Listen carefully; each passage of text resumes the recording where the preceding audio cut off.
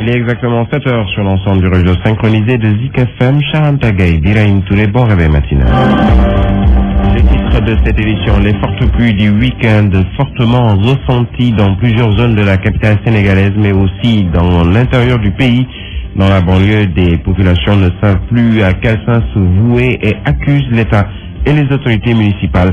À Rufisque, c'est la goutte de trop selon le mouvement Leral Askanui qui n'arrive pas à s'expliquer la léthargie du gouvernement face aux inondations. Nous ferons le tour dans ce journal. Meurtre de Ndiaga Diouf, la famille du jeune tué lors d'affrontements devant la mairie de Mermoz-Sacré-Cœur exige la réouverture du dossier et demande la tête de Barthélémy Diaz. Le maire de Sacré-Cœur est le meurtrier de mon fils Martel, le père que notre reporter a rencontré. La détention arbitraire de Karim Wade, Aïden Mbodj s'engage à internationaliser la lutte. La présidente de l'Alliance nationale pour la démocratie, And Sakhal Ligue, poursuit sa tournée dans Dakar et à l'intérieur du Sénégal. À suivre la page des sports, nous parlerons de l'afro-basket qui se poursuit à Tunisie, mais aussi de football et la revue de la presse de Fabrice Nguema. Ce sera en fin d'édition. Bienvenue à toutes et à tous. Bienvenue, l'actualité avec ces fortes pluies qui se sont abattues dans Dakar et sa banlieue durant le week-end.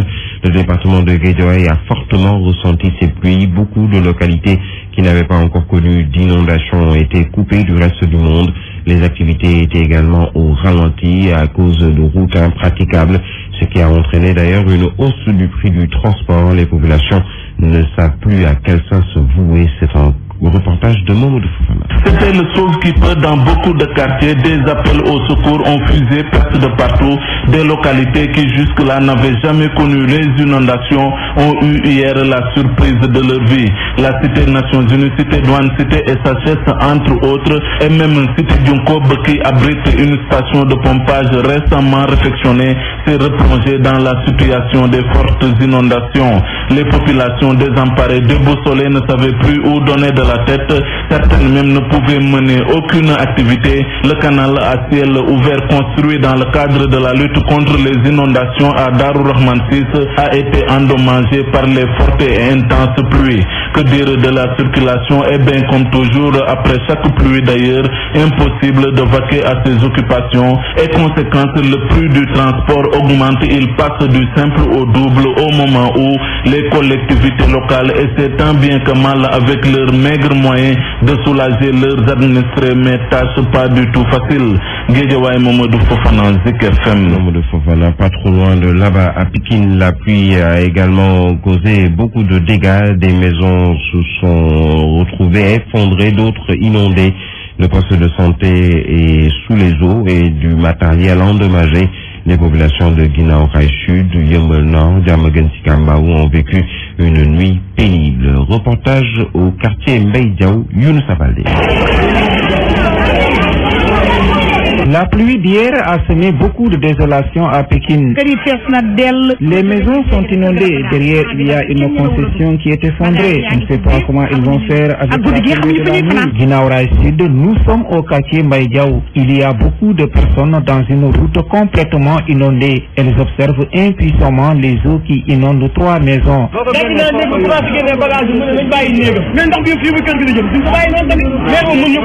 Dans ce brouhaha, une jeune fille glisse et tombe dans une fosse perdue. Elle a échappé belle.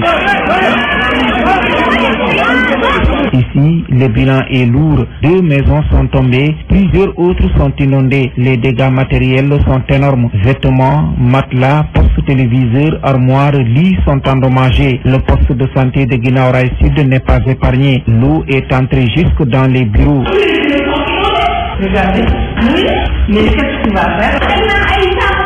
À Yeumbeul Nord, beaucoup de maisons sont également inondées dans les quartiers Pharmacie, Diamalaye, Nema et Alpulaar. Même situation à Taïf, un quartier de la commune de Diamaguène Sicap Mbao. Autant dire que la pluie a annihilé tous les efforts des autorités dans le pompage après les premières pluies. Pékin, Younoussa Baldé, Zik FM. Certaines populations se demandent même si réellement l'État a mis ou plus de 55 milliards investi plutôt dans la lutte contre les inondations en banlieue de Dakar. D'où le cri de cœur de quelques habitants de Darussalam Sissa Guinaw Rail Sud. Vous l'entendrez dans notre journal en Wolof. Le mouvement Guinaw Rail réclame la tête du ministre Diène Farba Sarr, en charge du renouveau urbain, de l'habitat et du cadre de vie, pour son arrogance et son incompétence. Ce sont leurs propos. Non sans demander également celle de Fatou Tambédou, ministre délégué chargé de la restructuration et de la requalification des banlieues. Selon ce mouvement, Guinaw Rail, ces ministres ont échoué et bafoué tout le bon travail qui a été fait par leurs prédécesseurs, en l'occurrence Omar Gueye et Khadim Diop. Ismaël Diallo, le président du mouvement Guinaw Rail Renaissance Esprit Citoyen, il est au micro de Nanko Bakayou. Le ministre Diène Farba Sarr qui passe tout son temps à polémiquer. Nous n'avons pas besoin de ces ministres qui polémiquent. Nous avons besoin de ministres pragmatiques, travailleurs, et qui savent comment se comporter avec la population. Quand il vient soulager une population, il y a une manière de parler avec cette population-là. Même venir le rebrouiller, crier sur lui pour lui dire que les inondations, on le vit jusqu'aux États-Unis. D'accord, on le vit jusqu'aux États-Unis. Mais que font les Américains dans pareille situation? Fatou Tambédou, on le voit, passe tout son temps à se quereller avec ses cosseurs. On n'a pas besoin de ce genre de ministres. Leur démission, où sont les Mozart pur et simple. On a toujours un plan d'action à dérouler.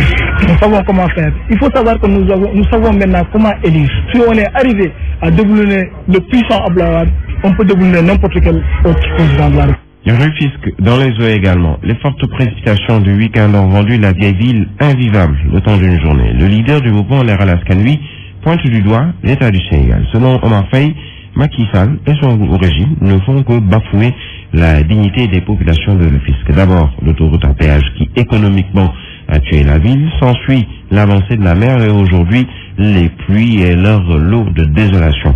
Omar Faye, il est au micro de Mambé. C'est grave ce qui se passe dans ce pays. Au moment où les Sénégalais sont inondés, on montre des images du président de la République en train de jouer au football. C'est grave. Regarde ce qui se passe actuellement à Rufisque. Nous sommes tous inondés. Et on va vers le déluge avec l'avance de la mer, des eaux de pluie, le problème de l'assainissement, sans compter l'autoroute à péage. Où va Rufisque? Voilà ce que nous sommes en train de vivre. Le régime de Macky est en train de bafouer profondément la dignité des Rufisquois et de la ville de Rufisque. Mais pourquoi? On dirait que Rufisque est complètement rayé de la carte du Sénégal. Nous n'avons même pas de motopompe, ni de bâche. Regarde la situation des populations. Regarde comment elles sont. Regardez comment les maisons sont inondées. On ne sent même pas l'état du Sénégal. Donc les mairies actuellement, ils sont incapables. Les mairies sont incapables de régler ce problème. Ils ne peuvent pas. Des mairies qui ne peuvent même pas payer de salaire. Comment ces maires-là peuvent être en mesure d'aider les populations? C'est pas possible. Forte pluie également à Saint-Louis ce dimanche. Beaucoup de quartiers dans le faubourg de Sor ont été envahis par les eaux de Diamaguène à Balakos en passant par la cité Niar sur les alentours de la digue de Médina Marmial, le quartier des eaux claires, Léona et Darou, pour ne citer que ces quartiers-là. Les pluies diluviennes qui sont tombées ont créé les premiers signes d'inondation chez les résidents de ces maisons implantées dans des zones basses. Beaucoup d'entre eux sont déclarés sinistrés et attendent les premiers secours d'urgence des autorités municipales de la ville. Nous y reviendrons dans nos prochaines éditions. Je vous le disais en titre, après la tournure que connaît l'affaire Bassirou Faye, tué lors des chauffourées à l'université Cheikh Anta Diop de Dakar, la famille de Ndiaga Diouf, assassinée lors des événements préélectoraux, a dénoncé cette justice à double vitesse. Selon le père de feu Ndiaga Diouf, les autorités doivent diligenter cette affaire en mettant en prison le bourreau de son fils. Et à en croire la famille, Sidi Mohamed Bougaleb est un présumé meurtrier dans l'affaire Bassirou Faye, alors que Barthélémy Diaz, le maire de Mermoz Sacré-Cœur, a reconnu être l'auteur de ce meurtre. Les parents n'excluent pas de se faire entendre pour que la justice soit enfin dite dans cette affaire. C'est un reportage d'Alain Mamadou Diallo. L'accélération du dossier de l'étudiant Bassirou Faye, tué à l'université, a fait réagir la famille de Ndiaga Diouf, tué devant les locaux de la mairie de Sicap Mermoz le 22 décembre 2011. Selon son père, l'affaire de son fils traîne et on dirait c'est une justice à deux vitesses. sunu xel mooy ñaaw na rek tax mu ñaaw mooy comme moom rey na nit ni moo ko rey ñu jël ko dugal ko ci kaso bi ki falu génne ko ñu fal ko député kon ñun sunu xel day ñaaw ni kon dañ ko la. Une situation que la famille juge inadmissible. dans un pays de droit. Et Barthélémy Dias qui a tué et qui a avoué, qui a dit qu'il a tué lui-même. Et tous ses avocats ont plaidé la légitime défense, donc il a tué. L'affaire Bassirou Faye, Mamadou Diop et le policier Fodé Ndiaye, tué à Colobane, avait occasionné l'arrestation de présumés coupables. Selon toujours les parents de la victime, Ndiaga Diouf ne doit pas constituer l'exception. Il doit juger Barthélémy Dias. Sa place, ce n'est pas à l'Assemblée nationale. C'est une honte même pour l'Assemblée du peuple qu'un homme qui a tué et qui a le sang dans les mains siège là-bas. C'est une honte pour le peuple sénégalais. Son nom demande à la société civile d'intervenir à la justice de faire son travail en accélérant le dossier. Nous ne voulons pas verser du sang. Nous voulons seulement que justice soit faite. Nous appelons le président. Nous appelons toute la société civile. Nous voulons que ce dossier soit jugé et clos. Est-ce que l'âme de Ndiaga Diouf repose en paix? La famille envisage d'organiser des marches pour réclamer l'arrestation du bourreau de leur fils.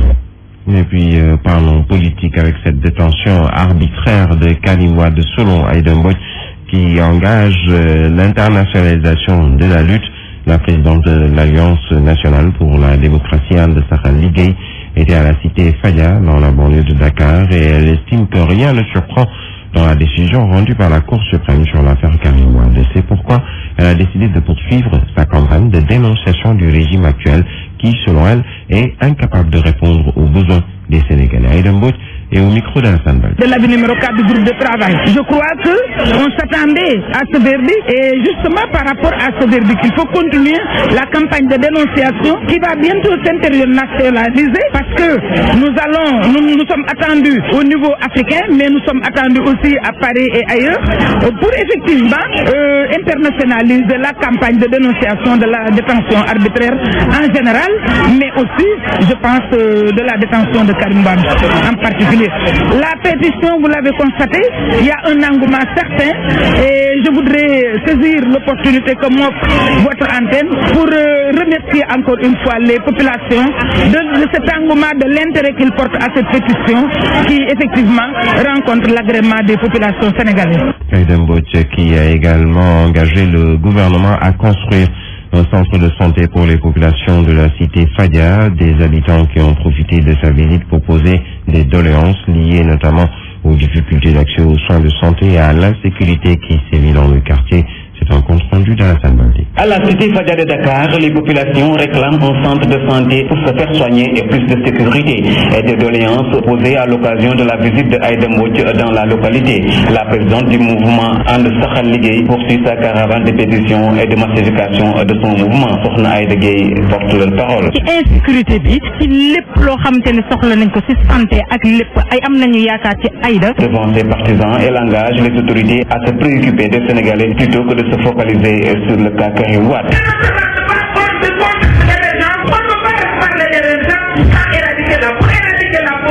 Il faut faciliter l'accès aux services sociaux de base. Il faut fournir aux populations des soins de santé de qualité. L'école est malade, l'université est malade. Vous n'avez même pas de lieu où se soigner. Vous l'avez dit tout à l'heure. Un combat de dénonciation qu'elle compte mener jusqu'au bout.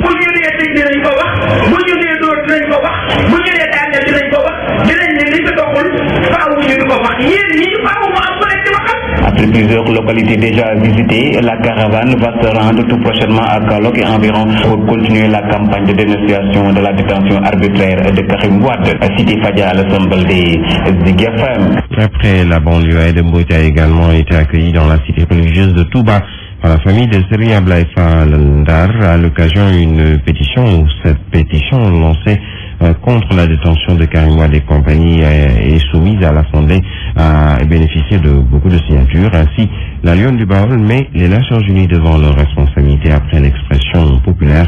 Correspondance à Doulaïden. L'Alliance nationale pour la démocratie élargit ses tentacules. Elle était à Touba. Il faut reconsidérer les données. Les paradigmes ont changé. On est à la massification et au maillage territoire national de l'Alliance nationale pour la démocratie. Aïda Mbodj annonce à cet effet son bon espoir quant à sa pétition contre la détention de Karim Wade et compagnie. On a intégré une autre dimension, c'est la divulgation de la pétition contre la détention arbitraire. Au niveau de cette seule mobilisation, on a presque atteint notre objectif. Nous avons des milliers de signatures. L'expression ainsi formulée, la Lyon du Baol interpelle les Nations Unies à cet effet. Maintenant, il appartiendra aux Nations Unies d'en tirer toutes les conséquences, parce que l'avis est là. Et on ne peut pas avoir un avis aussi clair que l'avis numéro 4 du 20 avril en faveur de Karim Wade sans pour autant l'exploiter. Par ailleurs, interpellé sur son absence lors de la dernière rencontre de son bureau politique national, Aïda Mbodj dira: Je ne vois aucune explication. C'est une seule explication que je réserve à mon instant. Abdoulaye Diagne, Touba, Zik FM.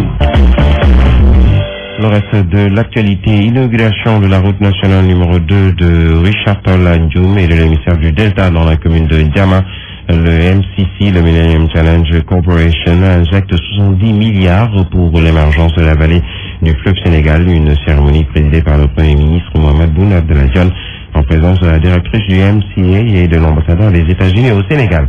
Parlons environnement pour contribuer à la lutte contre le changement climatique et permettre aux jeunes de demain d'avoir un environnement viable malgré la pollution. Une journée de reboisement a été organisée par des étudiants de l'Institut des sciences de la Terre mais aussi de l'environnement. Ils ont planté 500 arbres à Mbao afin d'augmenter le potentiel forestier existant, mais aussi de le renouveler. C'est une correspondance d'Idriss Diémé.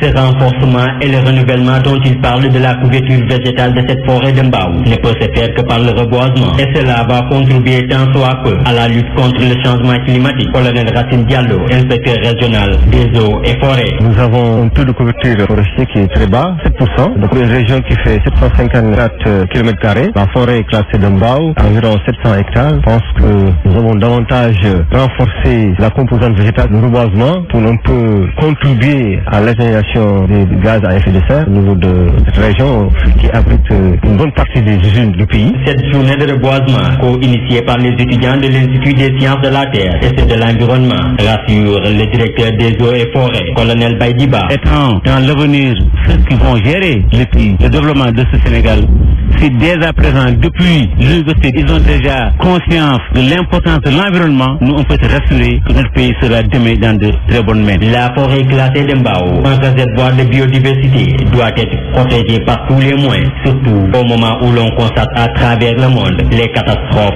liées au changement climatique. Idriss Diémé à la forêt de Mbao, Zik FM. Idriss Diémé, l'Office des forages ruraux a tenu un atelier ce week-end à Ourossogui avec les ONG établis dans la région de Matam.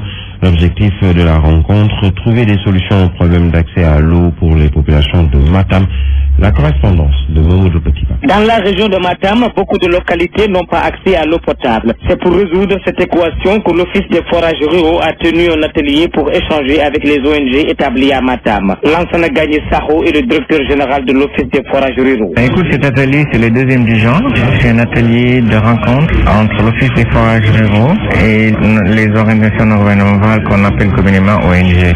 L'objectif, c'est de partager avec eux la réforme de l'hydraulique, mais surtout de travailler dans une synergie d'action pour régler les problèmes d'accès à l'eau potable des populations. L'Office des forages ruraux fera le maximum pour donner aux populations une eau de qualité. De façon globale, nous savons tous que nous avons des problèmes d'accès à l'eau potable dans le monde rural. Il y a des problèmes qui répondent à trois choses: le prix de l'eau, la qualité de l'eau, mais également la continuité du service. Et c'est ça que l'Office des forages ruraux travaille à régler de façon structurelle. Monsieur Saho s'est également prononcé sur la gestion de l'eau par l'Agiport à Ourossogui, une ville convoitée par la SDE. La ville de Ourossogui est un périmètre de l'Office des forages ruraux. Donc la SDE ne peut pas se lever et récupérer. Et elle n'a même pas vocation à récupérer. D'accord? Donc je pense pas que le problème se pose comme ça. L'Agiport va gérer et quand la zone de Ourossogui va être mise en délégation, l'Office des forages ruraux va prendre le contrôle. Petit Bas, Matam, Zik FM.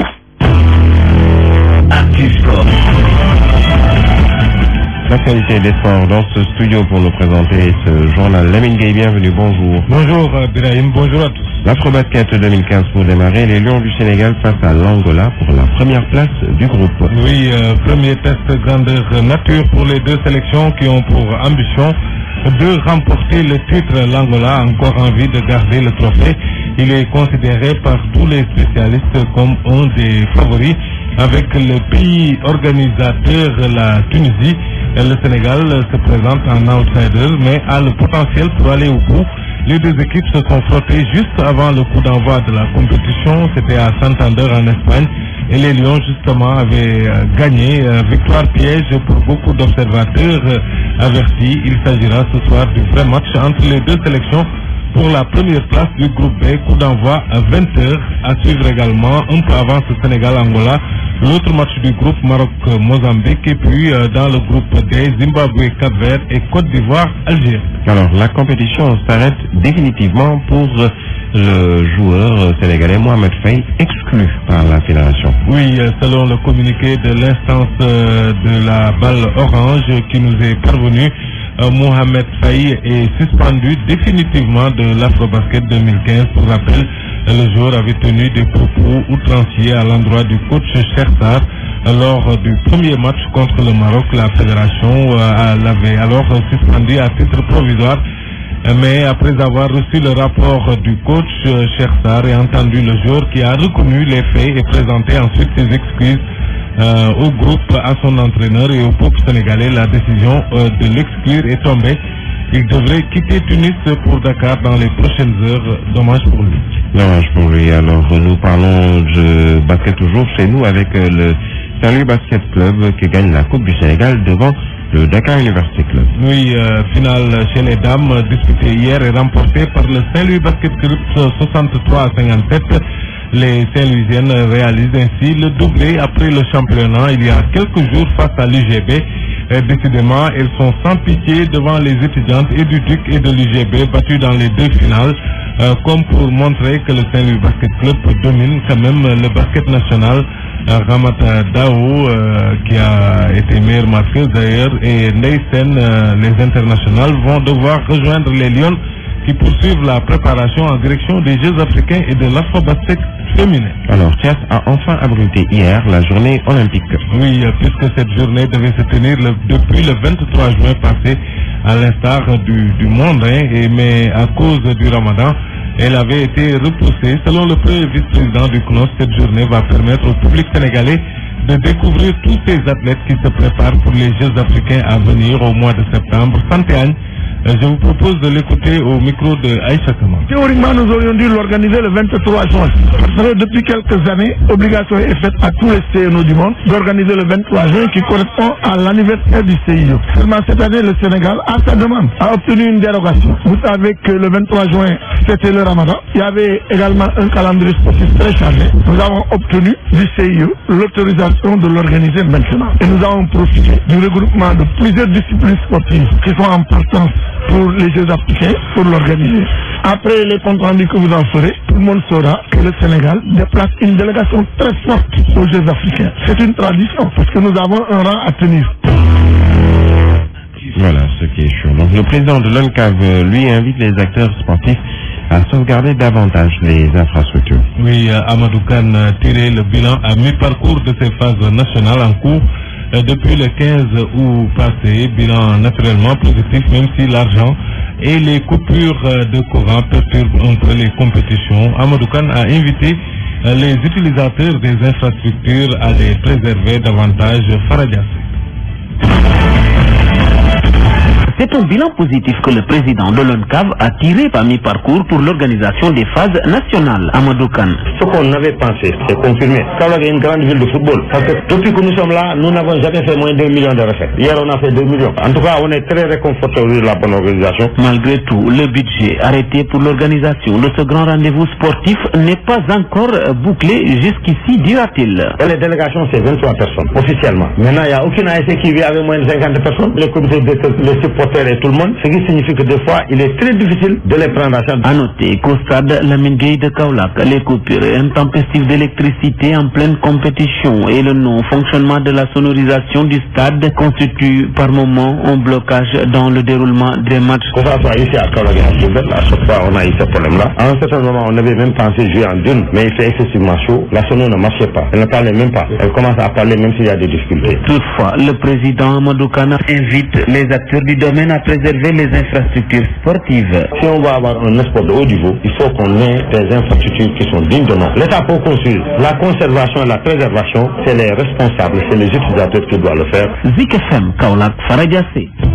Voilà, Ibrahim, sachez que Marseille a gagné son premier match en L1 en France 6-0 devant le promu 3, mais pour l'instant c'est le PSG qui est leader avec 3 matchs, 3 victoires, 9 points. En Angleterre, City en fait de même, 3 matchs, 3 victoires. À venir ce soir, Arsenal-Liverpool pour la clôture de cette 3e journée. L'Espagne a commencé également sa première journée. Barcelone a gagné 1-0 sur la pelouse de Bilbao, mais de son côté, le Real Caldeja, le Real a fait match nul à Gijón. À venir ce soir. Le dernier match de cette première journée, Granada contre Eibar. Et puis en Italie, c'est la Juve qui tombe d'entrée, battue sur sa pelouse par Udinese 1-0. Le Milan a perdu également 2-0 à la Fiorentina. La Samp est pour l'instant leader grâce à sa large victoire 5-2 devant Carpi. Voilà pour la page sport. Merci à vous, Lamine Gueye.